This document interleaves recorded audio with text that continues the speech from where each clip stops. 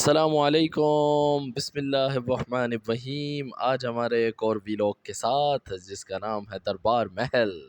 इस नवाब of series के अंदर हमने बहुत सारी चीज़ों को कवर किया है।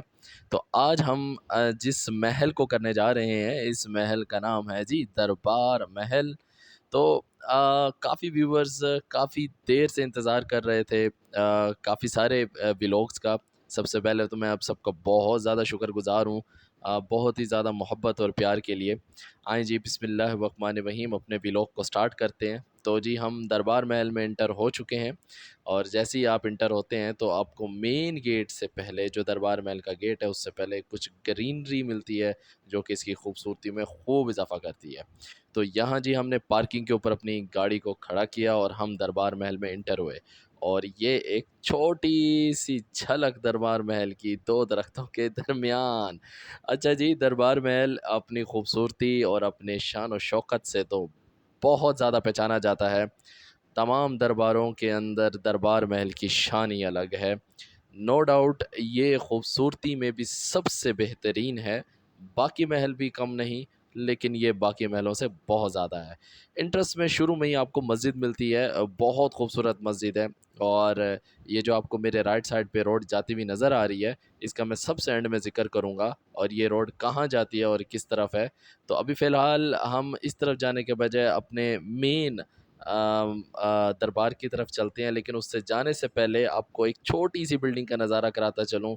ये बिल्डिंग है जी निशात महल, जो कि दरबार महल के अंदर मौजूद है। अच्छा जी, मैं बताता चलूँ दरबार महल में निशात महल, फ़र्रुख़ महल और दरबार महल ये तीनों महल यहाँ मौजूद हैं। तो इससे पहले आपने जो बिल्डिंग देखी वो निशात महल थी और बेसिकली मैं अभी अपने वीडियो के शुरू में कह रहा था कि राइट साइड पे जो एक रोड जा रही है जिसका मैं सबसे एंड में ज़िक्र करूँगा, बेसिकली वो फ़र्रुख़ महल की तरफ रोड जाती है। तो उसका भी एक छोटा-सा व्यू मैं आपको वीडियो के एंड में ज़रूर दिखाऊँगा। तो फ़िलहाल जो हमारी मेन वीडियो है वो है दरबार महल की। तो आइए जी हम दरबार महल का विज़िट करते हैं और आपको भी विज़िट कराते हैं। तो ये जी दरबार महल 1905 में हमारे बहावल ख़ान अब्बासी 5 ने इसे कंप्लीटेड किया था। और इसके अंदर ये जो आप ज़बरदस्त डिज़ाइन और बिल्डिंग्स देख रहे हैं, बेसिकली ये किसी चीज़ को रिप्रेजेंट कर रहे हैं। इसके ऊपर जो 2 गुंबद बने हुए हैं, ये सिखिज़्म रिलीजियस को रिप्रेजेंट कर रहे हैं, जबकि इसकी जो विंडोज़ हैं, जो बाहर की तरफ उभरी हुई हैं, ये हिंदू रिलीजियस को रिप्रेजेंट कर रहे हैं। बेसिकली हमारे नवाब सिर्फ मुसलमानों के नवाब नहीं, बल्कि यहाँ पर रहने वाले जितनी भी अदर रिलीजियन लोग थे, उनके भी नवाब थे। तो आएँ जी दरबार महल के अंदर की तरफ चलते हैं और आपको अंदर का भी विज़िट कराते हैं। तो जी बाकी महलों की तरह इस महल की भी एक अपनी ही शान है। जैसे ही आप मेन हॉल में एंटर होते हैं, तो यहाँ पर आपको चारों तरफ विंडोज़ और दरवाज़े नज़र आते हैं। बेसिकली ये दरबार यहाँ लगाई जाती थी, तो नवाब हमारे यहाँ आते थे और मुख्तलिफ़ लोगों के जो मसले मसाइल थे, वो इस यहाँ आके सुना करते थे। तो बेसिकली यहाँ उनकी ज़बरदस्त आलो शान और शौकत दरबार लगती थी। तो वो जहाँ बैठा करते थे अपनी दरबार लगाने, तो मैं आपको वो जगह भी बाहर की तरफ दिखाऊँगा। तो बेसिकली इस महल का नाम दरबार महल इस तरह रखा गया। इसकी दीवारों पर पिछले जितने भी नवाब गुज़रे हैं, जो 16 और 17 और 1800 से इस बहावलपुर रियासत को चला रहे हैं, उन तमाम नवाबों की तस्वीरों को यहाँ पर लगाया गया है। अच्छा, इस महल के बिल्कुल दरमियान में एक डक बतख नुमा एक आपको एक चीज़ नज़र आ रही होगी। बेसिकली ये हमारा बहावलपुर का सिंबल है। तो इसकी एक ज़बरदस्त कहानी है। तो अभी चल के इसकी आने वाली एक वीडियो है जिसमें ये इस दरबार के महल के अंदर भी मौजूद है, तो मैं वहाँ पर आपको इसकी डिटेल देता हूँ। तो इसकी एक ज़बरदस्त सी स्टोरी है और बड़ी कमाल की स्टोरी है और ये हमारे बहावलपुर का सिंबलाइज़ कैसे हुआ, ये हमारे बहावलपुर का सिंबल कैसे बना। जैसे पाकिस्तान का एक अपना परिंदा है मारकौर, ऐसे बहावलपुर भी एक परिंदे से रिप्रेजेंट किया जाता है सिंबल से, तो वो ये है। अच्छा जी, ये जो आप यहाँ पे एक फव्वारा देख रहे हैं, बेसिकली ये नवाब सर सादिक 4 के दौर का है। तो ये यहाँ पे लगाया गया है और बहुत ज़्यादा पुराना है, 100 साल से भी ज़्यादा पुराना है और ये यहाँ पे बिल्ड किया गया है और आज भी अपनी शान और शौकत से ये चलता है। तो जब हम गए तो उस वक़्त ये बंद था, चल नहीं रहा था। तो होप सो इंशाल्लाह नेक्स्ट कभी इसकी वीडियो मैंने बनाई तो मैं आपको इसको चलता हुआ भी ज़रूर दिखाऊँगा। अच्छा जी, मैं अभी जिस परिंदे की बात कर रहा था कि ये बहावलपुर को सिम्बलाइज़ किया गया है और अक्सर आप जो पुरानी बहावलपुर की टिकट्स हैं या जो बैजेज़ हैं उसके ऊपर इस परिंदे की देखेंगे। ये परिंदे यहाँ पर ग्राउंड में मौजूद हैं, तो मैंने इसकी एक छोटी-सी वीडियो बनाई और इसको यहाँ पे स्लो किया। बेसिकली जी इस परिंदे की एक ख़ुसूसियात है कि ये परिंदा जो है अपने बच्चों का पेट पालने के लिए खुद को कुर्बान कर देता है। ये अपने अंदर से गोश्त और बोटियाँ निकाल-निकाल के अपने बच्चों को खिला देता है और ख़ुद जो है कुर्बान हो जाता है। तो हाँ, इस अदा को हमारे नवाब ने बहुत पसंद किया और वो इसको यहाँ पर ले आए। तो यहाँ पर इनकी अभी बहुत सारी नस्लें मौजूद हैं। तो ये जी सामने आप देख रहे हैं, ये एक एरिया है जिसके अंदर हमारे नवाब अपनी दरबार लगाते थे। इस ब्लू जो कपड़ा आपको नज़र आ रहा है, यहाँ पर नवाब की कुर्सी हुआ करती थी जहाँ वो बैठते थे और इसके पीछे ये जो आबशार है, ये इसलिए बनाया गया है ताकि यहाँ से ठंडी-ठंडी हवा उन तक पहुँच सके। इसको 12 दरी भी कहते हैं क्योंकि इसके ऊपर 12 खिड़कियाँ मौजूद हैं।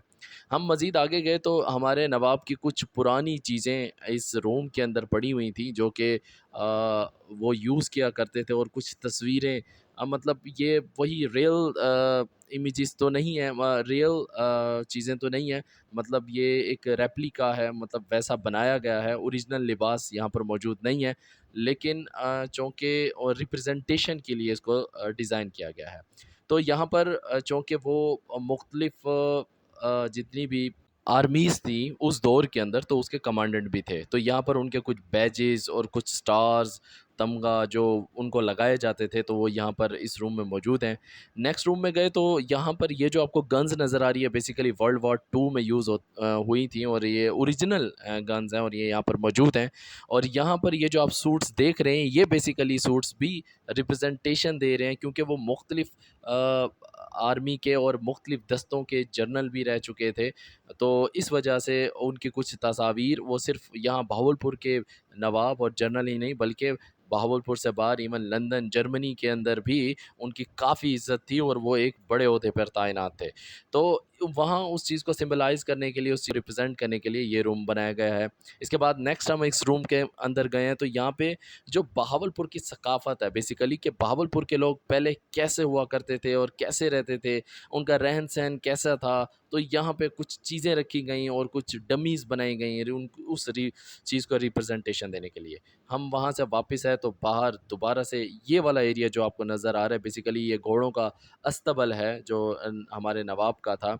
इसके बाद इस दरबार महल की एक सबसे बड़ी खसूसियत, यहाँ पे बड़े-बड़े ग्राउंड्स मौजूद हैं और बड़ा ही खूबसूरत एरिया मौजूद है। दिल ऐसे इस जगह पर आके खुशनुमा सा हो जाता है। अच्छा जी, मैंने आपको कहा था कि मैं अपनी वीडियो के एंड में आपको जो राइट साइड पे वीडियो रोड जा रही है, मैं वहाँ भी जाऊँगा और आपको दिखाऊँगा। तो बेसिकली जी ये वो एरिया है, तो मेरे पीछे है फ़र्रुख़ महल और इस यहाँ पर चूँकि दरबार महल में 3 तरह के महल हैं, दरबार महल, निशात महल और फ़र्रुख़ महल। तो ये बेसिकली इस राइट साइड पे जो रोड जाती है वो फ़र्रुख़ महल की है और इससे पहले मैं आपको इसी के अंदर निशात महल दिखा चुका हूँ और दरबार महल की तो पूरी सैर करा चुका हूँ। तो जी होप सो कि आपको ये व्लॉग बहुत पसंद आया होगा और आपने एक छोटी-सी झलकी ही सही पर दरबार महल की देखी होगी। अच्छा जी, अभी के लिए इजाज़त दें, अपना ख़्याल रखें, नमाज़ पढ़ते रहें, खुश रहें, आबाद रहें और इंशाअल्लाह ताला मेरा नेक्स्ट व्लॉग भी बहुत जल्द आएगा। तो मैं अपने व्लॉग्स को थोड़ा-सा लेट लाता हूँ और उसके लिए मैं माज़रत हूँ। तो ये जो बिल्डिंग आप देख रहे हैं, बेसिकली ये फ़र्रुख़ महल की आपको बिल्डिंग्स और पिलर्स नज़र आ रहे हैं। चलें जी, अपना ख़्याल रखें, बहुत शुक्रिया, जज़ाकल्लाह, अस्सलामु अलैकुम।